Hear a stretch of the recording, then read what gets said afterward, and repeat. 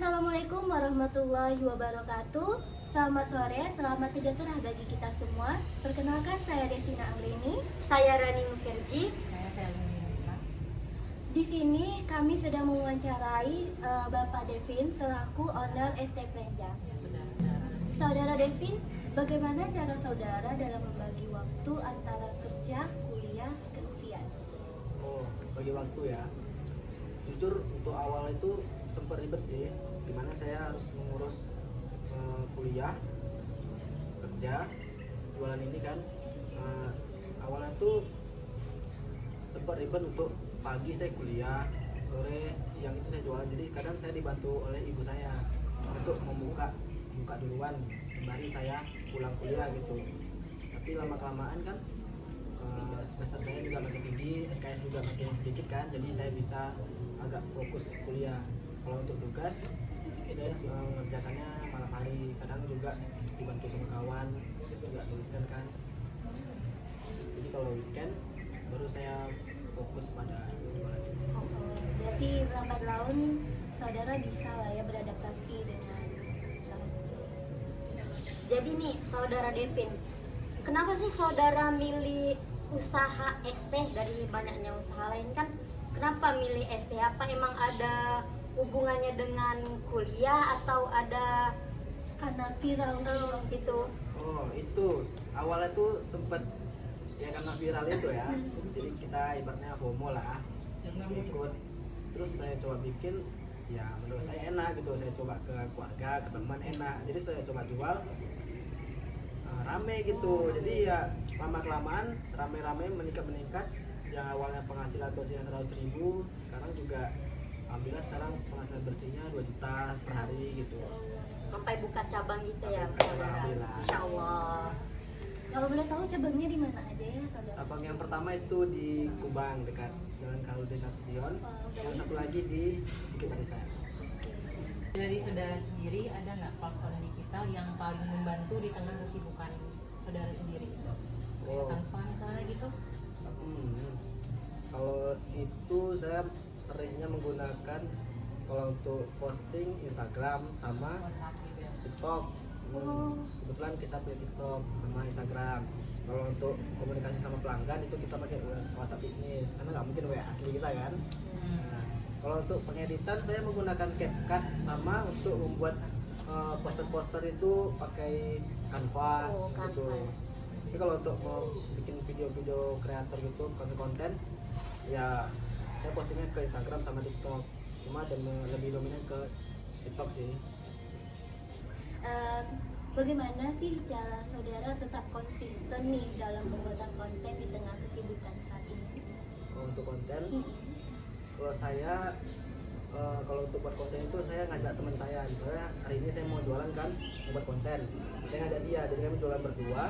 Disembari dia membuat ST-nya, saya memvideokan untuk konten. Lagi rame-ramenya tuh saya videokan. Tapi kadang itu gak sering, lebih seringnya saya kayak live TikTok gitu. Karena di saat live TikTok itu ya lebih rame yang nonton gitu sih. Kayak banyak yang komen ini di mana Lagi sih? viral juga kan viral live juga. TikTok. Iya. Jadi kalau untuk video biasanya seminggu tuh saya ada 4 lah konten yang untuk diposting gitu. Dalam saudara live tersebut, apakah ada kemungkinan saudara mendapatkan gift gitu dari viewer? Oh, kalau gift itu saya pernah sekali dapat gift itu kayak kalau ditotalkan uangnya kayak uangnya 800.000 kan lumayan untuk Masya Allah, modal. berarti Jadi makanya saya agak sering live gitu karena ya untuk tambahan lumayan gitu. sambil menyelam minum air ya. Nah, dari mata kuliah komunikasi bisnis digital sendiri nih kan, ada nggak yang bisa saudara terapkan dalam bisnis saudara ini?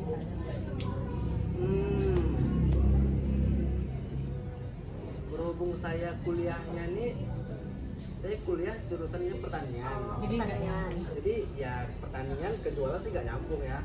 Tapi di mata kuliah saya ini ada kok yang jurusan apa sih namanya? Mata kuliah. Mata kuliah yang sedang manajemen. Pokoknya manajemennya ada. Jadi pas mata kuliah tuh saya agak sedikit serius karena kan saya punya jualan. Iya, Atau iya, ada iya. ilmu yang bisa diambil. Oke, baik. Alhamdulillah lah, ada lah ilmu bisa diambil untuk target-target pasar, marketing gitu.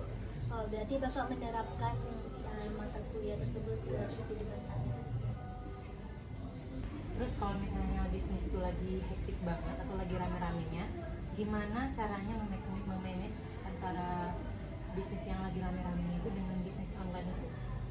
Contohnya kayak di GoFood gitu. Oh, untuk GoFood ya. Kan biasanya rame juga tuh kan. Kalau posisi saya lagi di tempat jualan, terhandle sih. Saya kadang dibantu dengan kawan kan, kami berdua terhandle sih. Tapi kalau misalnya saya lagi kuliah, itu kadang saya apa sih namanya, menonaktifkan untuk Shopee Food sama GoFood. Karena dia nggak terhandle. Misalnya kalau misalnya saya hidupkan, saya lagi kuliah, teman saya ini bingung. Soalnya soalnya di yang offline itu rame banget. Jadi yang di online dinonaktifkan dulu. Jam 12-an saya pulang kuliah misalnya kan, itu saya aktifkan kembali. Sejauh ini dalam menjalankan bisnis ini ada nggak sih pengalaman saudara tuh yang saudara tuh lucu atau kayak berkesan dalam bisnis ini? Paling sih yang lucu tuh menghadapi pembeli yang di luar nalar ya. Oh, ada ya Pak ya, banyak Iya, tuh. Boleh itu. disebutkan contoh-contohnya Apalagi gitu. beda dengan warga kota dengan warga desa. Soalnya Gitu. cabang saya yang pertama ini ibaratnya ini kan Kota Pekanbaru nih. Baik. Cabang satu lagi nih dia dekat Di desa. udah masuk Kampar, Oh, desa. oke. Yang Bukit Barisan ini masuk kota. Perbedaannya itu ya menghadapi pelanggan-pelanggan yang berbeda sifat. Yang kayak misalnya pelanggan di Kubang, di Kampar itu. Ya dari bahasanya kayak Rasanya beda. kalian ngerti nggak? Beli tapi kayak ngajak bertumbuk gitu. Enggak, sebenarnya mungkin kalau kita paham, tapi mungkin pemerintah kita kurang paham. Boleh berikan contoh Bapak? Di sini misalnya kan dia TSC dia. Coba Iya. Jadi kan saya berarti orang yang bahasa Indonesia yang ngomong sehari-hari kan kayak Kaget gitu ya. apa nih? Gitu. Saya kayak berasa dikasarin gitu. Kadang ya kalau beda sama di Bukit Barisan, gitu itu kayak Indonesia lah, Indonesia biasa lah. Dek, satu ya dek, nah Indonesia biasa. Paling ya itu sih kayak ya entah saya nggak terbiasa, entah logatnya emang kayak gitu, saya pokoknya itulah paling aneh lah gitu. Pembawaan untuk customer yang di Bukit Barisan Iya. sangat berbeda jauh ya dengan yang ada di Oh beda. Kotanya beda juga. Oh, berarti emosional untuk pembelinya juga Makanya saya setiap jaga yang di Kubang itu saya kayak juga menantang balik gitu, kayak nggak mau jadi orang ramah gitu. Oh baik, oke. Ngerti nggak? Itu Iya, cara iya, dalam iya. mengatasinya. Kita juga capek Padahal dia nggak mengerti gitu ya. menghadapi dia yang kayak membeli kayak ngajak mau kelahi gitu, kayak kadang saya juga nggak ramah pun dia nggak masalah gitu. Iya, iya. Karena emang udah keras aja udah kan. dari dasarnya orang Iya, kayak iya. bentuknya kasar, saya nggak ramah pun dia kayak nggak masalah gitu. Nah, jadi saudara Devin ini kan dengar-dengar lagi nyusun skripsi nih ya, betul apa betul? Betul. Nah, jadi kalau boleh tahu apa sih judul skripsinya? Ada nggak hubungannya dengan bisnis yang sedang dijalankan? Kalau ini ya nggak ada hubungannya sih. nggak ada hubungannya Soalnya ya? kan jurusan pertanian. Iya, yang iya. diurus jualan ya masuk ke manajemen lah dibayarkan Iya, ke iya. ekonomi ya. Kalau untuk judul ya judul saya nih. Oh, Boleh kalau Bapak. judul skripsi itu teknik perbanyakan kelengkeng dengan cara cangkok di balai pendidikan Bukit pada Makoyan. Oh, itu tuh judul penelitiannya. Judulnya. Jangan ada yang nyontek nih ya. Ini udah punya Bapak Devin ini, saudara Devin. Jadi ya nggak ada hubungannya ke Iya, ada lah jualan. ya. Gitu.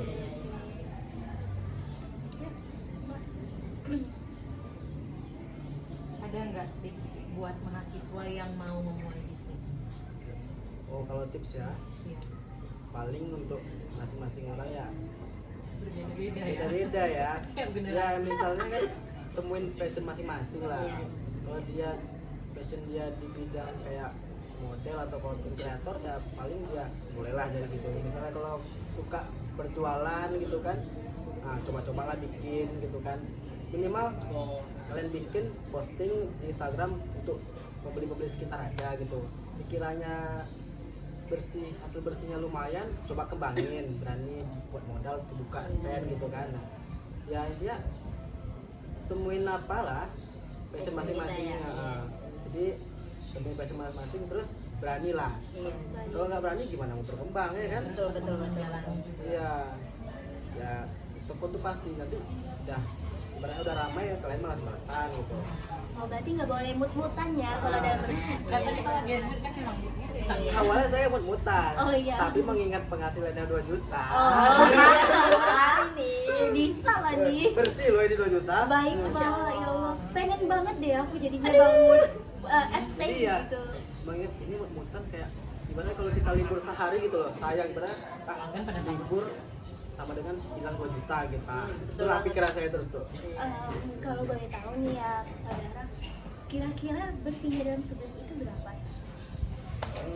Kalikan sendiri aja 2 juta nih. Berkali Boleh. 1 bulan 30 hari. Aduh. Kalau lagi- di yang Mana tahu yang lainnya pada penasaran kan Oh, iya. ada surut atau naik kali gitu. Kalau lagi naik-naiknya panas banget itu tuh.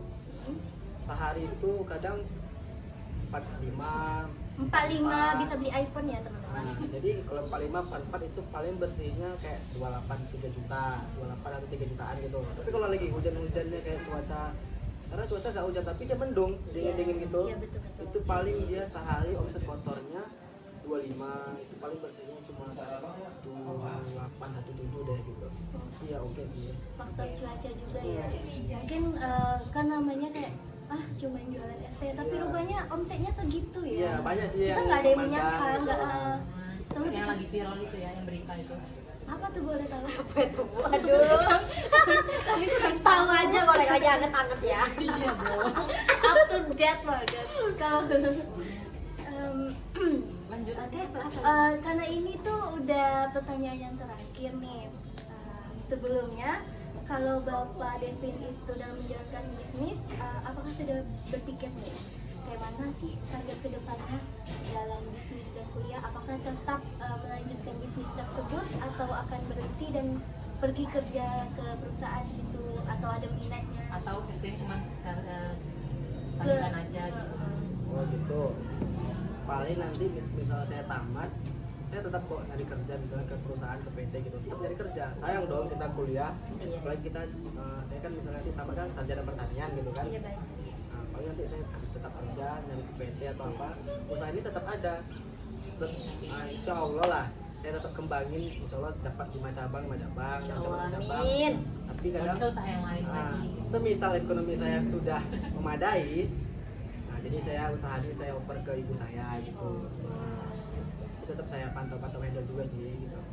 Insya Allah kalau misalnya sesuai kondisi lah. Nah, tetap saya kondisi menjalankan. ya. Kalau misalnya kondisi saya cukup-cukupan, misalnya dibutuh juga usaha ini ya tetap saya jalanin. Tapi saya keuangan saya dengan pekerjaan saya sudah cukup, ya usaha ya apa kali lah gitu kan. Mungkin ya kasih ke ibu saya gitu. Untuk teman-teman ada yang ingin ditanyakan lagi maupun saudara Kevin? Tidak ada. Kalau di pertanyaan nggak ada lagi sih, tapi keren banget ya Bapak Iya. Devin ini ya. Saudara Devin ini luar biasa banget ya. Sambil kuliah loh, skripsian, masih bisa jalanin tugas. Skripsi udah sampai bab berapa? Aduh jangan ditanya masalah itu kan. Tapi agak pertanyaan horor. Ya, ya. Enggak, orang agak banget sensitif ya saudari. Sebenarnya skripsi ya jarang saya buat sih. Oh, iya. Kayaknya saya lambatnya tamat. Kebalik ya. Nggak apa-apa. Oke, teman-teman mengerti sih kalau fase-fase skripsi itu adalah fase-fase yang Pusing sih, eh, pusing. asik banget. Baik teman-teman, akhirnya kita telah selesai mewawancarai saudara Devin selaku owner. Nah, sebelumnya terima kasih kepada saudara yang telah hadir pada hari ini. Oke, mohon maaf apabila ada kesalahan kata dan perbuatan. Assalamualaikum warahmatullahi wabarakatuh.